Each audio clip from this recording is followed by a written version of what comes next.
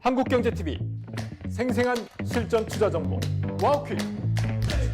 월 5,000원 커피값으로 투자 정보가 내 손 안에 배달됩니다. 와우킥 N에서 만나요. 예, 말씀드린 대로 오늘 리포트 비하인드 반도체 갑니다. 지수는 요동이 나와도 시장의 큰 축은 쉽게 바뀌지 않는 법이죠. 그래서 오늘 리포트 비하인드에서 코스피 5,000, 코스닥 1,000 시대에도 여전히 중심에 서 있는 반도체, 그리고 그 확장의 축을 짚어보겠습니다. 고영민 다올투자증권 연구원 모셨습니다. 안녕하세요. 안녕하세요. 네. 자, 이번 주부터 실적 시즌이 본격화됩니다. 특히 29일, 전 세계에서 아마 주목을 하고 있을 것 같아요. 네. 왜냐면 이때 이제 삼성전자, SK 하이닉스 실적도 같은 날 나오고 컨퍼런스 콜이 거의 1시간 차이로 나온다면서요. 네, 9시, 10시 이렇게. 그러니까 컨콜 때 과연 어떤 내용이 나올까 집중이 되고 있는데, 자, 이 남은 서프라이즈가 있다고 보세요. 네, 사실 이제 그게 가장 지금 단기적으로는 핵심일 거고, 사실 아시는 것처럼 작년 하반기부터 해서 계속적으로 메모리 업종에 대한 기대감, 눈높이는 올라와 있습니다. 그러다 예. 보니까 충분히 올라온 거 아니냐라는 생각을 대부분 하실 수 있을 것 같아요. 근데 여기서 오히려 핵심적인 부분은 그 추가적인 서프라이즈, 추가적인 상향 여지가 충분히 남아있다. 이 부분이 앞으로의 되게 중요한 좀 관전 포인트가 되지 않을까 싶습니다. 예, 하나하나 이제 시장의 눈높이 대비했을 때 실제로 증권사에서 추정하는 영역은 어느 정도 나오는지 한번 보겠습니다.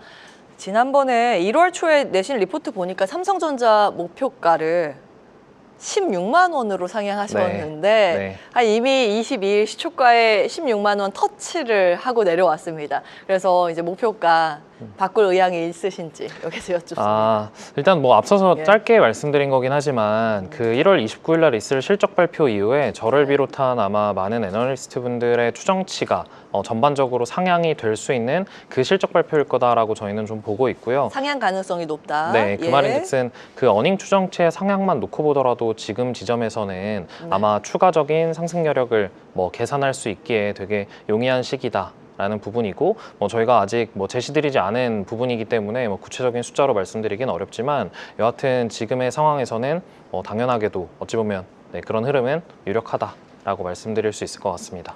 근데 사실 어느 정도 시장의 기대치가 굉장히 높아진 상태에서 이걸 뛰어넘는 역량이 있을까라는 부분이 의구심이 있는데, 네. 그건 어떻게 보세요? 사실 근데 이제 그 부분이 남아있기 때문에 어찌 보면 주가가 여기서 더 오를 수 있다라는 게 저는 본질에 가깝다라고 생각을 합니다. 그 말인즉슨 저희가 예상하는 것 이상의 공급자들의 그 우위가 지속되고 있는 거고, 그 공급자들의 우위가 어마어마한 가격 협상으로 나타나고 있는 거기 때문에 저희가 이미 작년 하반기부터 한 차례 그 위로 보고 있었던 그런 가격의 상승폭을 또 한 번 뛰어넘는 것들이 그만큼 지금의 협상 우위에 삼성전자 하이닉스가 위치해 있다라는 걸 좀 시사하는 거고요. 그렇기 네. 때문에 사실 이런 부분들이, 그러니까 저희가 지금 예상하는 수준을 뛰어넘는다, 그 부분이 앞으로 주가가 지금 많이 오른 상태에서도 더 충분히 상승 여력이 있는 부분과 연결이 됩니다. 예. 또 한 가지 또 포인트가 지금 오늘자 한국경제신문에 이게 일면에 나온 기사인데, HBM4 있지 않습니까? 네. 이게 엔비디아하고 AMD 모두 퀄 테스트를 통과해서 이제 납품할 일만 남았다. 첫 공급 다음 달에 할 것이다. 이렇게 나오고 있는데, 이 이슈는 좀 어떻게 보고 계세요? 사실 이거에 대해서 그 이상의 어떤 제가 회사의 어떤 공식 코멘트 이상의 부분을 드리기 좀 어려울 것 같고, 예. 그 언론상에 나온 부분도 사실은 회사의 공식 의견인지에 대해서는 확인은 필요합니다. 근데 다만 이제 한 가지 명확한 건 그 분명히 고객사들과의 그 이런 테스트 자체는 좀 유의미하게 진행이 되고 있는 거고, 예. 계획대로 순조롭게 되고 있다라는 점은 좀 분명하다 정도에 대해서 말씀드릴 수 있을 것 같습니다. 이 점이 주가에 녹여져 있다고 보세요? 아니면 아직은 반영이 안 됐다고 보세요? 사실 근데 이 부분이 앞으로 반영될 여지도 있고 그렇긴 하지만, 예. 사실 지금 한국 반도체 업종의 주가에서 가장 핵심적인 변수는 HBM에 대한 부분보다도 지금 어마어마한 가격 상승을 나타내고 있는 범용 수요가 조금 더 깊게 자리합니다. 그렇기 때문에 네. 뭐 이 부분이 적어도 지금의 좋은 분위기를 해치지 않는 변수다라고 저희는 바라보고요. 결과적으로 앞서서 말씀드렸던 추가적인 어떤 가격 상승폭, 서프라이즈 이런 부분들의 핵심 그 근간에는 결국은 지금은 범용 제품의 가격이다라고 보시면 될 것 같아요. 범용 메모리, 낸드도 요즘 폭등하고 있다고 그러고 2027년 세계 메모리 시장 규모가 1,238조 원으로 올해보다 53% 증가할 거라는 조사도 있더라고요. 1월 1일부터 20일까지 반도체 수출이 70% 폭증하기도 했습니다. 그러니까 앞서서 이제 범용 힌트 주셨는데 이 범용 메모리 호황 속에서 삼성전자가 가질 강점은 뭐라고 보시는지요? 이제 글로벌 메모리 3사, 뭐 삼성전자, 하이닉스, 마이크론 중에서 네. 그 삼성전자가 가지고 있는 그 범용 제품에 대한 캐파는 가장 큽니다. 그러다 보니까 그 제품의 가격 상승이 크면 클수록 만들어낼 수 있는 그런 판매 물량 자체가 크다라는 의미고, 그러다 보니 가격 상승에 대한 실적의 민감도 자체가 상대적으로 다른 경쟁사들 대비해서 네. 큰 부분이다라고 보시면 될 것 같아요. 이 범용 메모리가 SK 하이닉스가 더 많아요? 삼성전자가 더 많아요? 방금 말씀드린 대로 캐파의 그 비교를 해보면 네. 삼성전자가 글로벌 3사 중에선 가장 크고요. 가장 많아요. 네. 그래서 범용이 뛰면 삼성전자 좋다 이런 논리 주셨고. 네, 그게 하이닉스가 실적이 변화하지 않을 거다라는 의미가 아니라 예. 실적 변화의 민감도가 삼성전자가 크다라는 거기 때문에 뭐 질문 주신 대로 조금 더 부각되는 부분이 뭐냐에 네. 대한 답변으로 그렇게 말씀드린 거고요. 예. 지금 그 범용 반도체 들어가는 모든 전자제품 가격이 다 올라간다고 하더라고요. 네. 뭐 PC, 휴대폰 네네. 등등 해서 그래서 요거 계획 있으신 분들은 가격 체크 좀 하셔야 될 것 같고요. 그래서 당분간 SK 하이닉스 실적이랑 주가를 위협할 어떤 악재도 없다. 그야말로 SK 하이닉스 좋은 시기다. 이렇게 저 리포트 기술을 하셨던데 이거는 어떻게 봐야 될까요?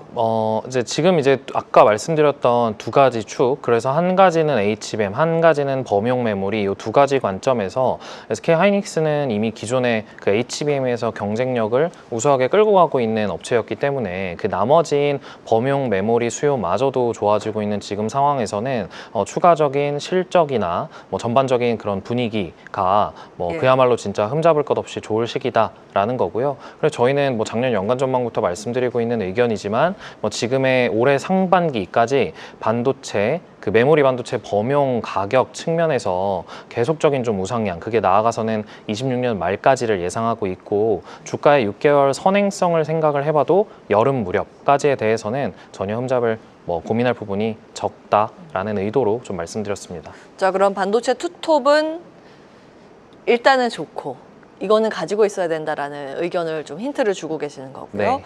그리고 이제 대형주가 가면서 이번에는 소부장도 동반 강세를 보일 것이라는 기대감이 좀 있습니다. 특히 코스닥 시장에서도 반도체 소부장이 차지하는 비중이 워낙 좀 많다 보니 코스닥 시장에 가면 또 소부장 볼까 이렇게 고민하시는 분들도 계실 텐데 연구원님은 어떤 소부장에 주목하세요?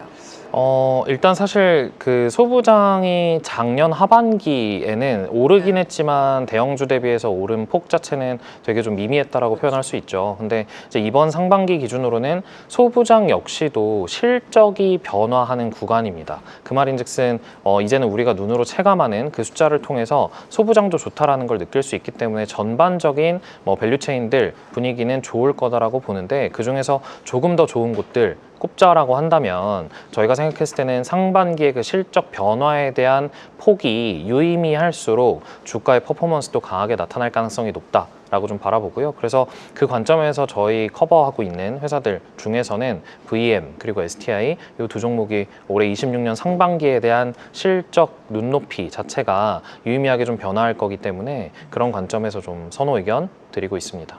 예, 코스닥 소부장, VM과 STI 최선호주로 유지를 하셨습니다. 반도체 소부장 말씀을 주셨는데, 자, 그러면 이제 마지막으로 질문을 이렇게 한번 들어볼게요. 대형주하고 소부장 중에서 어디가 이제는 매력적으로 바뀌었을까요? 투자의 관점에서 뭐 업사이드 여력이라든지 모멘텀 측면에서도.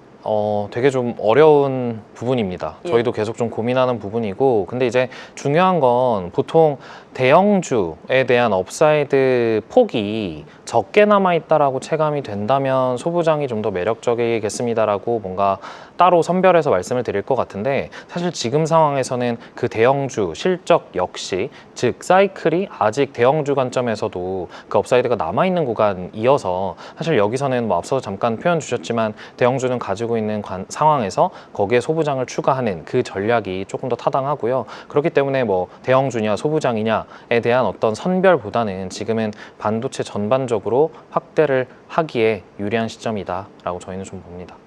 지금 조정을 받고 있으면 오히려 그게 이제 매수의 기회로 볼 수 있을 만한 부분이고, 사실 매력도가 좀 다르기 때문에 대형주와 소부장, 고루고루 좀 분석을 해주고 계십니다.